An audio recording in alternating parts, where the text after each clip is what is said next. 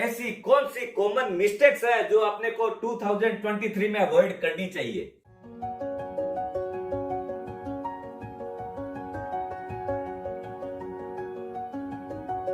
सुप्रभात दोस्तों, आप सभी का एसके हेल्थ एंड वेल्थ में स्वागत है। दोस्तों, आज चर्चा करेंगे ऐसी कौन सी मिस्टेक्स है, ऐसी कौन सी गलतियां हैं जो अपने को 2023 में नहीं करनी चाहिए। अपने जो यंग इन्वेस्टर्स हैं वो भी गलतियां करते हैं और अपने जो पुराने परिपक्व लोग हैं वो लोग भी गलतियां करते हैं, अपने सबको अवॉइड करते हैं। उसमें मैं आपको 21 ऐसी कॉमन मिस्टेक्स बताऊंगा जो कि अपने सब करते आए हैं, आगे न करें तो अपने लिए अच्छा है। पहली गलती, बाइंग हाइप्ड स्टॉक्स। इसका सबसे ज्वलंत एग्जांपल है अडानी स्टॉक। सब कोई भीड़ चाल में चल रहे थे, कोई वैल्यूएशन नहीं देख रहा था, सब कोई अडानी अडानी कर रहे थे और सब कोई उसी का शेयर खरीद रहे थे और सबकी प्राइसेस इतनी बढ़ चुकी थी, फिर भी सब कोई भीड़ दौड़ में लगे हुए थे। ऐसी मिस्टेक अपने को नहीं करनी है, कोई भी हाइप्ड चीज को नहीं खरीदना है। दूसरी मिस्टेक, बाइंग ऑन टिप्स। ये एक बहुत कॉमन मिस्टेक है। अपने सुनी सुनाई बातों पर जो कार्य करते हैं, उन्होंने बोल दिया, चाचा जी ने बोल दिया, वहां हम शादी में गए थे तो वो बोल रहे थे, इन सब चीज में कभी नहीं जाना चाहिए। अपने रातों रात जो करोड़पति बनने का सोचते हैं, ये सब बहुत गलत चीजें हो जाती है। जब भी कोई चीज परचेज करें, पहले उसकी रिसर्च करें या एकदम रिसोर्स जो अपने खुद फंडामेंटल बेस्ड हो उसी के ऊपर ही जाना चाहिए। तीसरी चीज है सेलिंग इन्वेस्टमेंट इन पैनिक। दोस्तों, कोई चीज जो आपने बहुत समझ के लिए हैं और अगर समझ लीजिए बाजार करेक्ट हो रहा है, उसमें सभी चीजें घटती है, वो भी घट रही है, वो शेयर तो कोई दिक्कत वाली बात नहीं है। लेकिन अब पैनिक के अंदर अरे जो पैसा मिल रहा है उठा लो, क्या पता बाद में रहेगा नहीं रहेगा बाजार, इस चक्कर में बहुत बार अपने बहुत बड़ा नुकसान कर बैठते हैं। जो नुकसान बुक हो गया वो कभी रिकवर नहीं हो सकता है। इसलिए कभी भी पैनिक में कोई चीज न खरीदे, अपने न बेचें। और इधर में जो चीज भी आप जब भी बेचें तो ऐसा सोच के बेचें कि हाँ इसमें कुछ फंडामेंटल्स ही खराब हो गया, स्टोरी खराब हो गई है तो जरूर बेच देना चाहिए, अदरवाइज पैनिक में कोई काम नहीं करना चाहिए।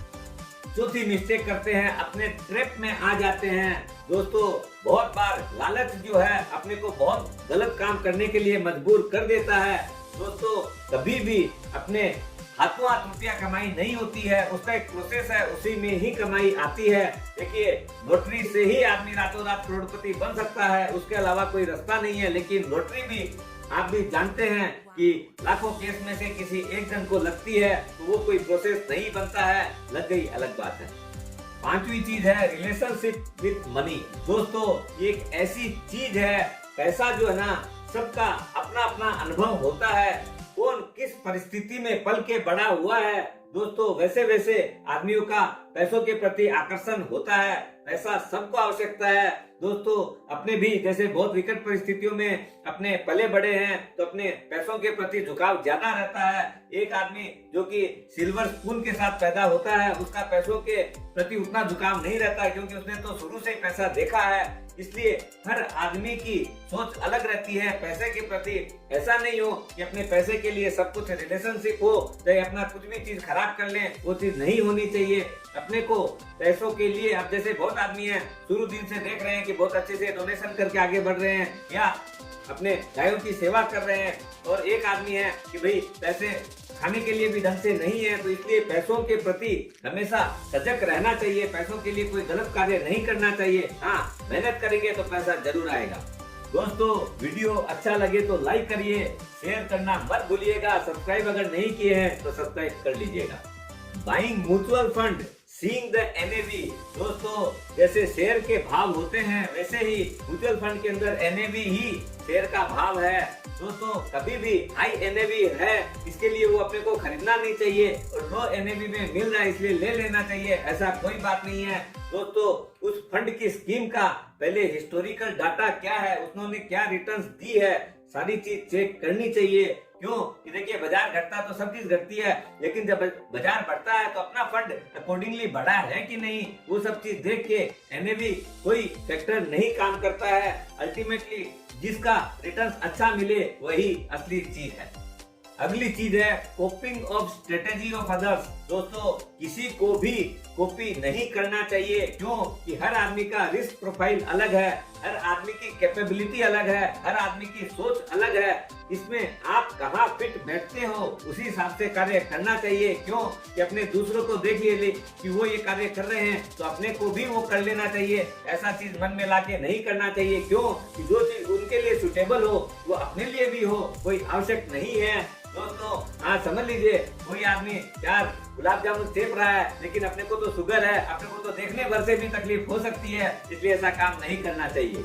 अगली चीज है बाइंग ए डिक्लाइनिंग स्टॉक। दोस्तों ये एक ऐसी चीज है, समझ लीजिए कभी भी होल्डिंग नाइफ को कैच नहीं करना चाहिए, क्यों कि दोस्तों अगर कोई स्टॉक में ही अगर मंदी आ रही है तो जरूर कोई ना कोई कारण से वो टूट रहा है, ऐसे ही नहीं टूट रहा है। बाजार करेक्शन हुआ है तो कोई भी चीज टूटेगी, उसके अंदर कोई डरने की बात नहीं है। लेकिन अगर कोई चीज पूरा बाजार स्टेबल है या आगे बढ़ रहा है और दूसरा स्टॉक टूट रहा है, आपने सोच रहे हैं कि ये तो अपने लिए अपॉर्चुनिटी है और अपने उसमें लग जाते हैं, तो कभी भी इसमें लेने के देने पड़ सकते हैं, अपने बहुत लॉस में आ सकते हैं। तो पहले कोई भी चीज खरीदने से पहले ये देखना चाहिए, क्योंकि मार्केट उसी चीज को प्राइसिंग करता है कि कोई चीज टूट रही है तो डेफिनेटली उसमें कुछ ना कुछ कमी आई है। बहुत ध्यान देके इसके अंदर कार्य करना चाहिए। Buying over diversification. दोस्तों कभी कभी मैं देखता हूँ लोगों का जब पोर्टफोलियो सामने में आता है 20-25 फंड लेके बैठे हुए हैं और फिर भी बोलते हैं किसी के अंदर कुछ भी चल रहा है छोटा मोटा, किसी में 500-1000 रुपया का, किसी में 1500 रुपया का, बोले क्या कुछ बोला कोई ना कोई चीज तो बढ़ेगी ही, और उसके चक्कर में हर चीज लेके बैठे हुए हैं। लेकिन दोस्तों ऐसा नहीं करना चाहिए। जितना बड़ा आपका डाइवर्सिफिकेशन, ओवर डाइवर्सिफिकेशन बहुत खराब है। 3 से 5 फंड बहुत अच्छे हैं, अपने उन्हीं को टॉप को देख के काम करना चाहिए, क्यों कि अपना जितना ज्यादा फैला के रखेंगे उतनी ही ज्यादा तकलीफें हैं। एक चीज और आप देखेंगे, सिर्फ मेंटेनेंस की ही बात नहीं है, स्टॉक ओवरलैप भी करते हैं। आप जब भी उनका पोर्टफोलियो देखेंगे आप देखेंगे कि फर्स्ट टॉप जो 10 स्टॉक्स हैं उसमें मोटा मोटी बहुत सारी चीजें कॉमन ही रहती है, इसलिए अपने ओवरलैपिंग कर रहे हैं और उसका कोई यूसेज नहीं है और मेंटेनेंस एक बहुत बड़ा हेडेक है।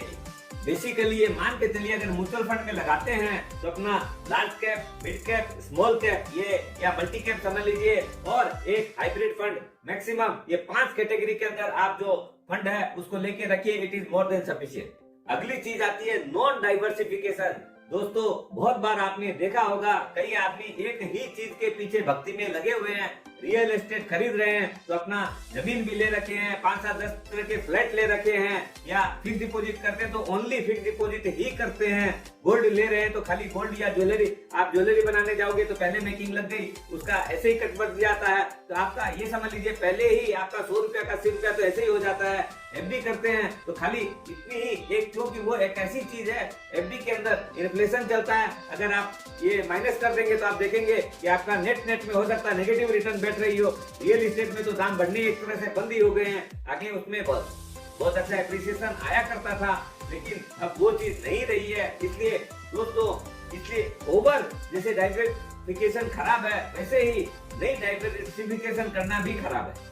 एक चीज जो कॉमन आती है, trying to beat the market. दोस्तों आपने अक्सर देखा होगा हर आदमी सोचता है कि वो तो इतना ही कमा रहा है, मैं उससे ज्यादा बेटर कमाने जाऊं। उस चक्कर में जब भी आप बेटर करने जाओगे तो उसके अगेंस्ट में आपको रिस्क ज्यादा लेनी पड़ेगी, और कभी भी ज्यादा रिस्क जहां लेने जाएंगे वहां ठोकर भी लग सकती है। दोस्तों मैं आपको एग्जांपल देता हूं, सपोज कीजिए आज के दिन स्टेट बैंक जो है वो एफडी की रेट दे रही है आपकी, समझ लीजिए टेंटेटिव 6% के अंदर। अगर कोई दूसरा इंस्ट्रूमेंट आप देख रहे हैं कि कोई ग्रामीण बैंक है, कोऑपरेटिव बैंक है, कुछ भी है, आपको अगर 7, 7.5 और उसके बाद हो सकता है 8-8.5% का अगर रिटर्न दे रही है तो ये गलती न करें। दोस्तों जो भी आपको मार्केट ट्रेंड से बहुत ज्यादा अगर रिटर्न आ रही है, इसका मतलब समझ लीजिए कि कहीं कुछ गड़बड़ी हो सकती है। ऐसा नहीं हो कि अपने 1.5-2% ज्यादा कमाने के चक्कर में अपने प्रिंसिपल से ही हाथ धो बैठे। अगली चीज है रेगुलर एंड डिसिप्लिन्ड इन्वेस्टमेंट। दोस्तों दुनिया में इससे बढ़िया कोई चीज हो नहीं सकती है। आज अपने जो भी आदमी एसआईपी करता है तो उसका बहुत बड़ा बेनिफिट क्या मिलता है कि अपने जब भी रेगुलर इन्वेस्टमेंट करते हैं, देखिए बाजार जब चढ़ता है हो सकता है नंबर ऑफ यूनिट्स कम आती है, लेकिन अपनी जो पुरानी वैल्यू है वो बढ़ती है। अगर बाजार घटता है तो उसमें आपको 100 रुपया के ऊपर नंबर ऑफ यूनिट ज्यादा मिल जाती है, क्योंकि उनकी एनएवी कम हो जाती है।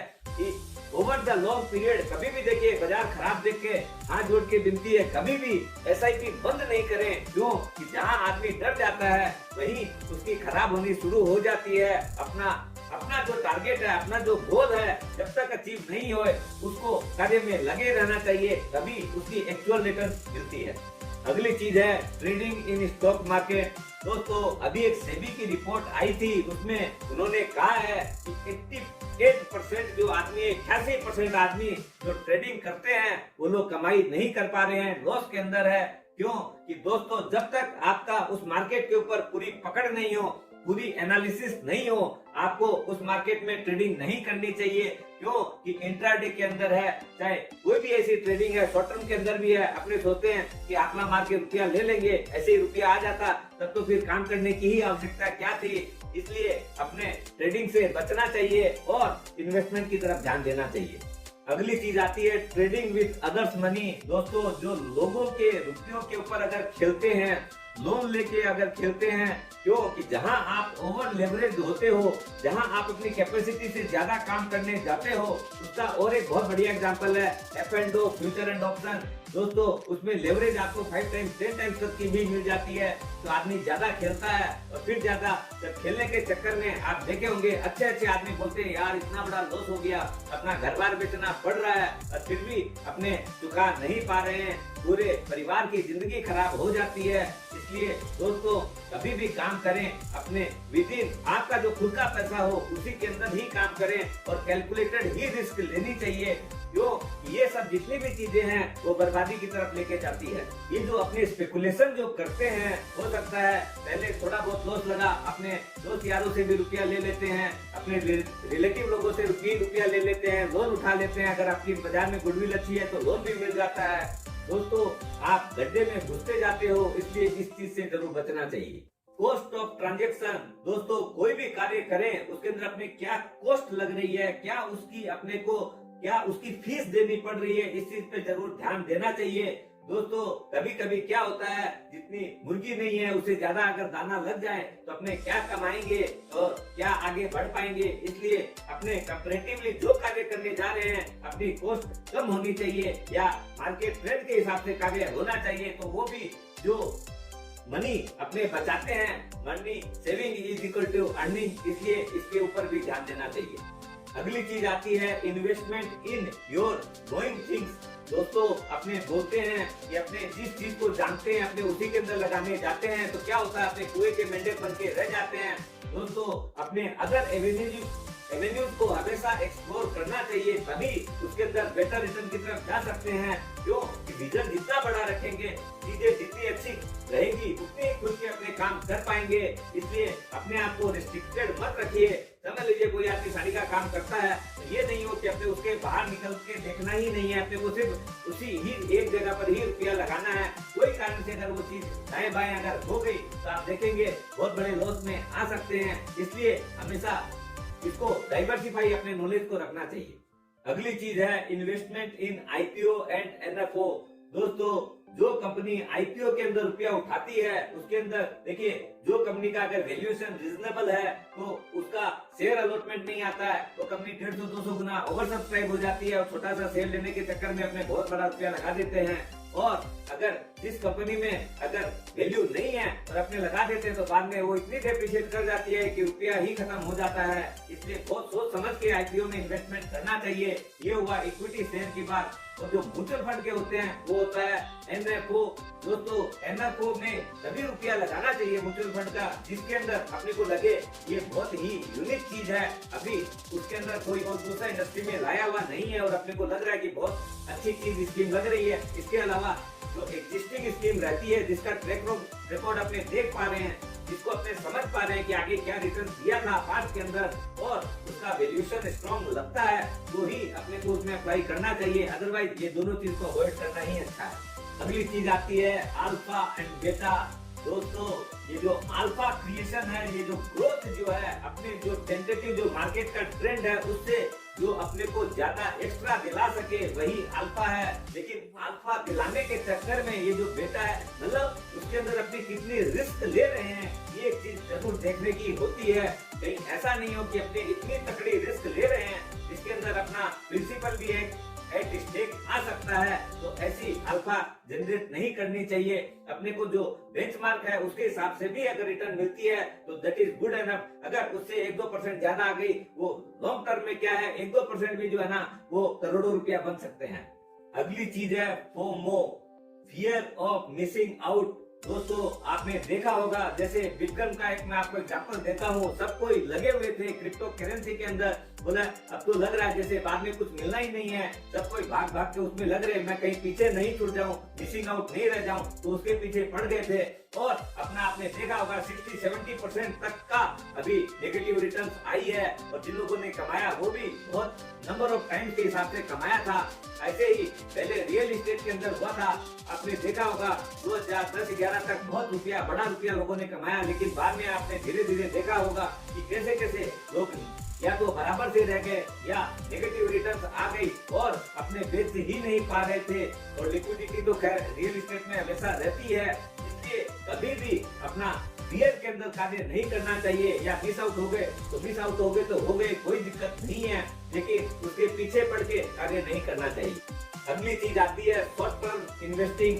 दोस्तों कभी भी कम समय के अंदर बहुत बड़ी रिटर्न्स नहीं आती है। भाई फ्लुक आ गई तो अलग बात है, अदरवाइज हमेशा लॉन्ग टर्म में ही रुपया बड़ा बनता है, और वो भी डिसिप्लिन के साथ में। इसलिए कभी भी सोचे तो शॉर्ट टर्म का मत सोचिएगा, हमेशा लॉन्ग टर्म ही सोचना चाहिए, और तभी अपने को शांति की अच्छी कमाई मिल सकती है। दोस्तों अगर आपको नहीं समझ में आ रहा है कि मेरे को क्या करना चाहिए और मैं मिस्टेक पे मिस्टेक करता हूँ, तो अपने फाइनेंशियल एडवाइजर से एडवाइस लेनी चाहिए, जो कि आपको गाइड कर सके। साथी का काम वही करता है, इसलिए अपने को पथ प्रदर्शन मिल जाता है। अपने फाइनेंशियल फ्रीडम कैसे अचीव करें, ये रास्ता वो दिखाता है। लास्ट बट नॉट लीस्ट वो है नॉट इन्वेस्टिंग एट ऑल। दोस्तों आप देखेंगे बहुत सारे आदमी ऐसे भी होते हैं, अपना रुपया आया सेविंग्स अकाउंट में डाल के रखा हुआ है, कुछ करना ही नहीं है उन लोग को। दोस्तों वो लोग अपने रुपयों का इतना बड़ा डिप्रिसिएशन करते हैं, क्यों कि दोस्तों आज के दिन 2 से 3-4% का अपना इंटरेस्ट आता है सेविंग्स के अंदर, और अपना इन्फ्लेशन चलता है 6-7% का, यानी और टैक्स ऊपर से देना पड़ता है। आज के दिन आप ये देखेंगे कि कैसे आपका हर साल जो है 5 से 7% की नेगेटिव रिटर्न आती है। आप तो सोचते हैं मेरा रुपया सेविंग्स अकाउंट में पड़ा है, रुपया एकदम सेफ है, लेकिन आप हर साल जो है आपके पास समझ लीजिए 10 लाख रुपया डाल रखे हैं, अगले साल उसकी वैल्यू जो है 9.5 लाख रुपया हो जाएगी, उसके अगले साल वो 9 लाख रुपया हो जाएगी। ऐसे धीरे धीरे क्योंकि बाइंग कॉस्ट कम होती जाती है, और अपने क्योंकि इन्फ्लेशन तो बढ़ना ही है, इसलिए हमेशा ऐसा कार्य करना चाहिए कि उसकी डिप्लॉयमेंट हो और अच्छे रूप में होना चाहिए, तभी उसमें ग्रोथ आती है, उसमें रिटर्न्स आती है। अपने को रुपयों का स्लेव नहीं बनना है, अपने ऐसा कार्य करना चाहिए कि अपने लिए रुपया काम करे, अपने रुपयों के लिए काम करे, ऐसा नहीं रहना चाहिए। दोस्तों ऐसी चीजें बनानी चाहिए जिससे क्या है कि अपनी जिंदगी कुछ शांतिपूर्ण और आरामदायक जिंदगी बन सके। वो तभी बनती है जब आप सो रहे हो और रुपया आपके लिए कमाई कर रहा हो। स्वस्थ रहो, मस्त रहो और अपने इन्वेस्टमेंट का मजा लो और अपनी मिस्टेक्स को छोड़ दो।